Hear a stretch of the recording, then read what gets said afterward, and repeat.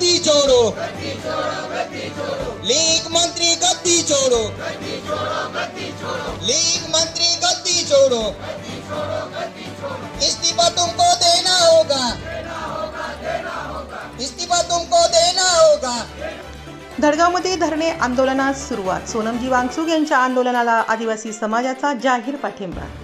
पर्यावरणवादी, वैज्ञानिक व सामाजिक कार्यकर्ते सोनमजी वांगचूक यांनी विविध सामाजिक, शैक्षणिक व जनहिताच्या प्रश्नांसाठी सुरू केलेल्या लोकशाही मार्गावरील आंदोलनाला सातपुडा परिसरातील आदिवासी समाज, विद्यार्थी, युवक आणि विविध सामाजिक संघटनांनी जाहीर पाठिंबा दिला आहे।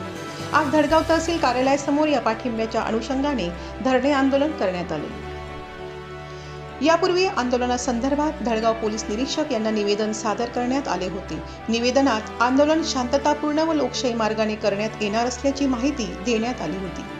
सोनमजी वांगचूक हे गेल्या 20 दिवसांपासून समाजहित, शैक्षणिक क्षेत्रातील पारदर्शकता, पर्यावरण संवर्धन तसेच विविध सार्वजनिक प्रश्नांकडे शासनाचे लक्ष वेधण्यासाठी आंदोलन करत आहेत। हे आंदोलन विद्यार्थी, युवक आणि सर्वसामान्य नागरिकांच्या हिताचे असल्याचे नमूद करत सातपुडा परिसरातील आदिवासी समाजाने त्यांना जाहीर पाठिंबा दिला आहे।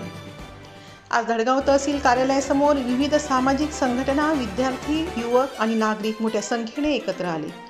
यावेळी सोनमजी वांगचूक यांच्या आंदोलनाला पाठिंबा दर्शवण्यासाठी आणि त्यांच्या मागण्या तातडीने मान्य कराव्यात या मागणीसाठी धरणे आंदोलन करण्यात आले।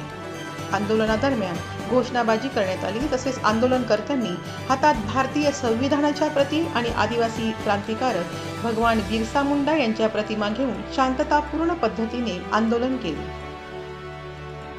आंदोलनकर्त्यांनी लोकशाही मार्गाने आपल्या भावना व्यक्त करत शासनाने समाजहिताच्या मागण्यांवर तातडीने सकारात्मक निर्णय घ्यावा अशी मागणी केली। या धरणे आंदोलनामुळे धडगाव तहसील कार्यालय परिसरात दिवसभर उत्साही वातावरण निर्माण झाले असून सातपुडा परिसरातील नागरिकांचे लक्ष आता शासनाच्या पुढील भूमिकेकडे लागले आहे।